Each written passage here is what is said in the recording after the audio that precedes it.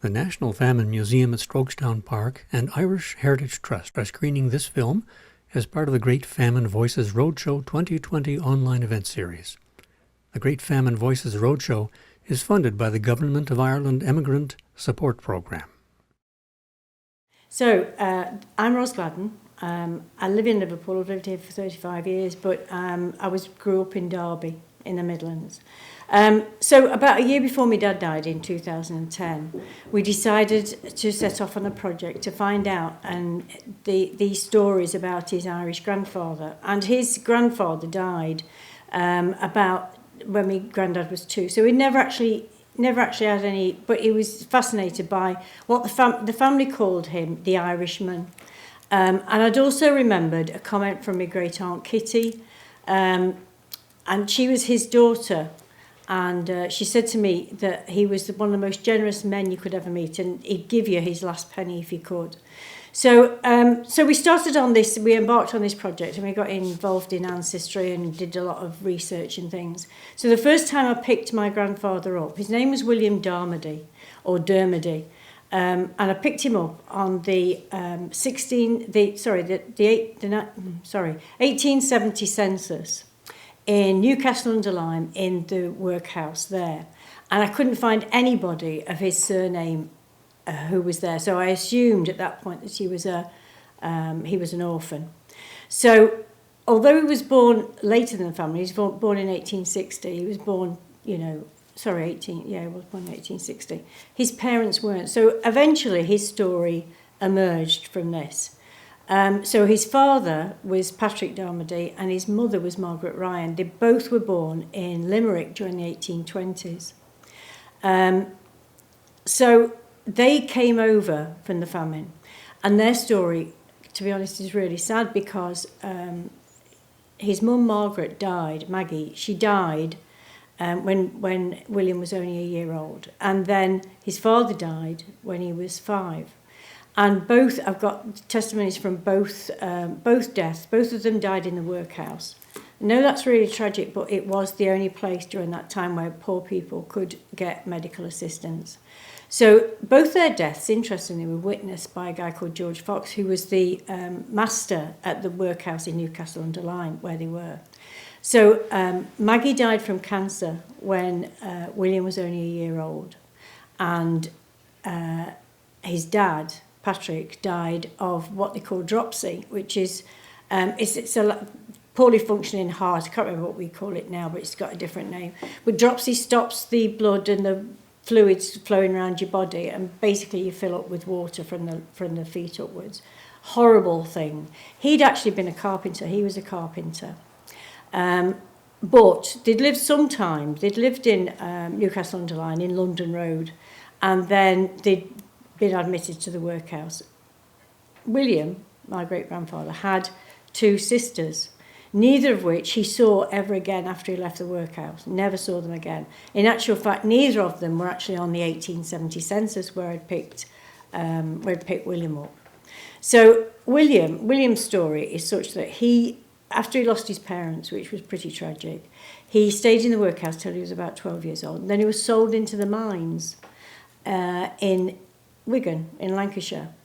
And that's where my dad grew up. So he married Maggie Fairhurst Dermody, who was my great-grandmother, obviously. They had 6 children. And the saddest part about this is that my great-grandfather, William, took his own life in 1925 in a disused mine shaft in Wigan. And it's actually a spot today, it's a beauty spot, and they do fishing pool and all sorts, but he drowned in that. I've been unable to find the coroner's reports or the inquest reports about that, but on his death certificate it said took his own life following, while the balance of his mind was disturbed. So in a way, it's like a full journey. He'd come through, he'd had quite a tragic coming through, and then I'd reached was totally happy with in his family. He loved his children and his wife. He was a lovely man, apparently. and then took his own life. And he took his own life on his mother's, on the anniversary of his mother's death in 1865, I think it was. The point about the famine, though, and it has correlations to hear what's happening in Liverpool and in the world, really, in a global pandemic of coronavirus. The things they suffered during that time, not just the famine, not just the poverty and the lack of food, but also the disease that got them, and how those people survived is beyond my imagination. And I know my son said to me, Mum, you've been doing this for ages, you know, have you found anybody rich and famous? And I said, no, actually, Rob, but what I have found is people who survived against the odds. And if they hadn't done, we wouldn't be here. So we're here to tell their story about how they survived and came through. And do you know what? I feel very much a part of William because I've done so much with his life. I feel a real part of his life that I have to tell his story and his family's story, which is my family story, and how that shaped us. But that poverty stays ingrained for a long time. So it makes you weaker, in effect. And I think what happened to a lot of the Famine Irish that came over was they were already weakened from... poverty was happening in Ireland even before the famine. There was numerous famines up until the one in 1847. But that whole resilience to survive despite the odds is just remarkable. And I pay tribute to them, really, because without them, none of us would be here. And we've got this legacy to remember and to pay homage to them. So that's the story, really, of William.